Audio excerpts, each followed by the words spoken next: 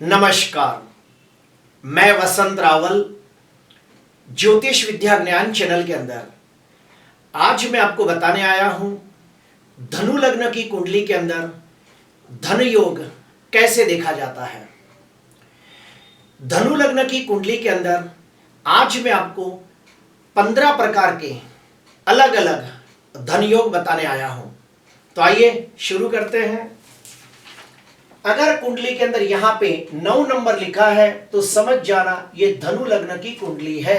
पहला नियम, धनु लग्न की कुंडली के अंदर शनि दूसरे भाव के अंदर स्वगृही होकर बैठा हो तो प्रबल धन योग बनता है और शनि की महादशा, अंतरदशा, प्रत्यंतर दशा के अंदर उत्तम कक्षा का धन लाभ होता है। दूसरा नियम, धनु लग्न की कुंडली के अंदर धनाधिपति शनि तीसरे भाव के अंदर स्वगृही होकर बैठा हो तो भी प्रबल धन योग बनता है और ऐसा व्यक्ति अपनी मेहनत, साहस, पराक्रम, अपनी कला या फिर स्पोर्ट्स के माध्यम से उत्तम कक्षा का धन लाभ हासिल करता है।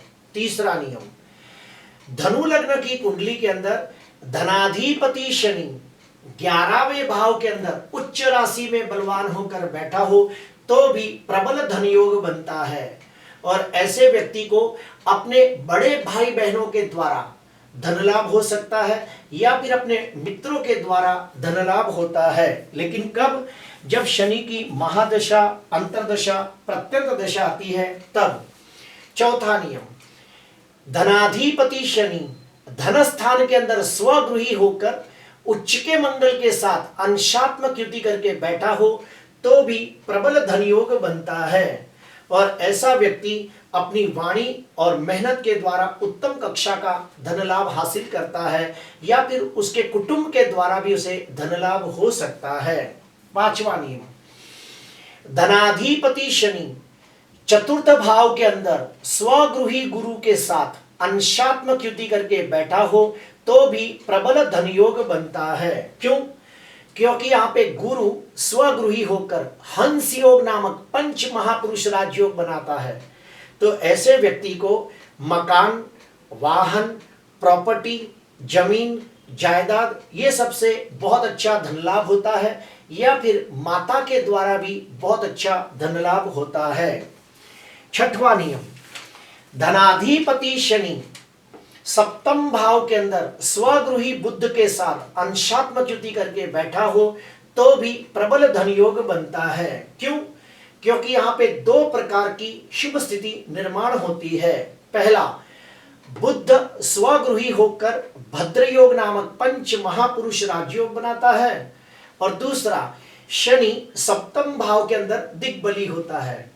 तो ऐसे व्यक्ति को बहुत ही नसीबदार और भाग्यशाली जीवन साथी मिलता है और विवाह के बाद दिन प्रतिदिन धन की और सुख की वृद्धि होती है। अगर ऐसा व्यक्ति पार्टनरशिप के अंदर बिजनेस करे तो भी उसे धन के अंदर बहुत वृद्धि होती है। उसके बाद 7वां नियम, धनाधिपति शनि धन स्थान के अंदर स्वगृही होकर कर्माधिपति बुध के साथ युति करके बैठा हो तो भी प्रबल धन योग बनता है और उसका फल कब मिलता है? जब शनि और बुध इन ग्रहों की महादशा, अंतरदशा, प्रत्यंतर दशा आती है तब उसका फल मिलता है। 8वां नियम, धनाधिपति शनि 10वें भाव के अंदर उच्च के बुध के साथ अंशात्मक युति करके बैठा हो तो भी प्रबल धन योग बनता है। क्यों? क्योंकि यहाँ पे 3 प्रकार की शुभ स्थिति निर्माण होती है। पहला, बुध उच्च का होकर भद्र योग नामक पंच महापुरुष राजयोग बनाता है। दूसरा, 10वां भाव शनि और बुध का कारक भाव भी माना गया है। तीसरा, धनेश और कर्मेश की शुभ युति केंद्र भाव में होती हो तो भी प्रबल धन योग बनता है। ऐसे व्यक्ति को अपने व्यापार के द्वारा या फिर ऐसा व्यक्ति कोई प्रोफेशन में हो जैसे कि सीए, जैसे कि डॉक्टर, वकील, तो ऐसे कोई प्रोफेशन में जाए तो भी उत्तम कक्षा का धन लाभ होता है। 9वां नियम, धनाधिपति शनि 10वें भाव के अंदर मंगल के साथ अंशात्मक युति करके बैठा हो तो भी प्रबल धन योग बनता है। क्यों? क्योंकि यहाँ पे मंगल दिग्बली होता है।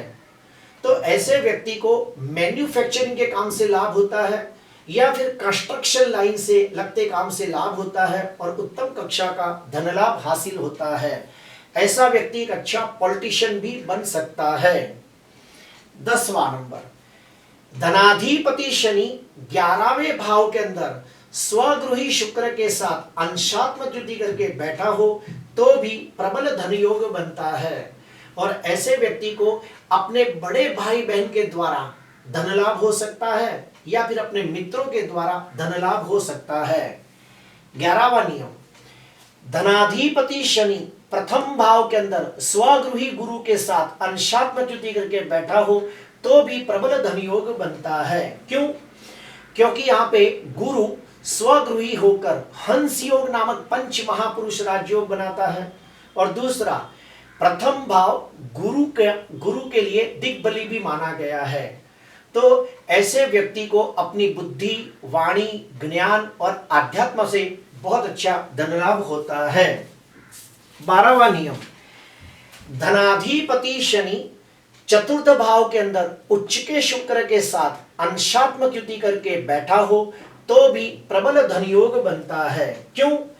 क्योंकि यहाँ पे शुक्र उच्च का होकर मालव्य योग नाम का पंच महापुरुष राजयोग बनाता है।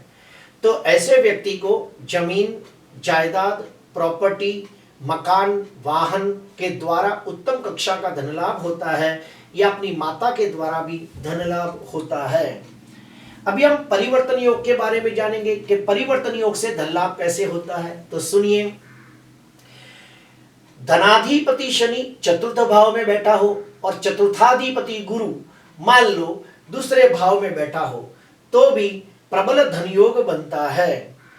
14वां नियम, धनस्थान और कर्मस्थान के स्वामी आपस में एक दूसरे के घर में बैठ के परिवर्तन योग बनाते हो तो भी प्रबल धन योग बनता है।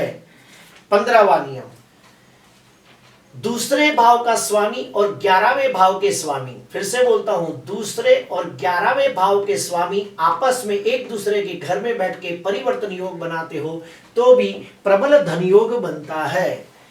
अभी हम लोग जानेंगे कि अशुभ फल कैसे मिलता है। तो सुनिए, धनाधिपति शनि अगर पंचम भाव के अंदर नीच राशि में निर्बल होकर राहु या केतु जैसे पाप ग्रहों से दृष्ट होता हो तो ऐसे व्यक्ति को धन हानि के योग बनते हैं। लेकिन कब? जब शनि की महादशा, अंतरदशा, प्रत्यंत दशा आती है तब। दूसरा, धनाधिपति शनि राहु के साथ अंशात्मक युति करके शापित योग नाम का अशुभ योग बनाता हो और ये शनि 6वें, 8वें या 12वें भाव में बैठा हो राहु के साथ तो भी धन हानि के योग बनते हैं। तीसरा, धनाधिपति शनि नवमांश में नीच का होता हो, षडबल में बलहीन होता हो, पाप ग्रहों से दृष्टि या पाप ग्रहों से पीड़ित होकर 6वें, 8वें, 12वें भाव में होता हो, अस्त का होता हो, मृत अवस्था में हो तो भी धन हानि के योग बनते हैं। अगर मान लो हमें पता चल जाए कि धन हानि के योग बनते हैं तो उपाय कौन सा करना चाहिए? तो सुनिए, महालक्ष्मी मंत्र का अनुष्ठान करना चाहिए। दूसरा, कुबेर मंत्र का अनुष्ठान करना चाहिए। तीसरा, श्री सूक्त का पाठ करना चाहिए। चौथा, कनक धारा स्तोत्र का पठन करना चाहिए। पांचवा, वैभव लक्ष्मी का व्रत करना चाहिए। प्रिय दर्शकों, मेरे पहले भी बहुत सारे वीडियो निकल चुके हैं जिसमें मैंने महालक्ष्मी का मंत्र का अनुष्ठान कैसे करें, कुबेर मंत्र का अनुष्ठान कैसे करें, ये दोनों वीडियो भी निकाले हैं। जो आप ढूंढोगे, सर्च करोगे तो मिल जाएगा। और एक बात मैं कहना चाहूंगा कि मैंने पहले और एक वीडियो बनाया है धनु लग्न के राजयोग, उसके अंदर मैंने 28 प्रकार के अलग अलग राजयोग बताए हैं। अगर आपकी कुंडली के अंदर वो राजयोग भी बनते हो तो वो भी एक प्रकार के धनयोग माने जाते हैं। प्रिय दर्शकों, आज के लिए बस इतना ही। आपको अच्छा लगा हो तो जरूर लाइक करना, सब्सक्राइब करना। नमस्कार।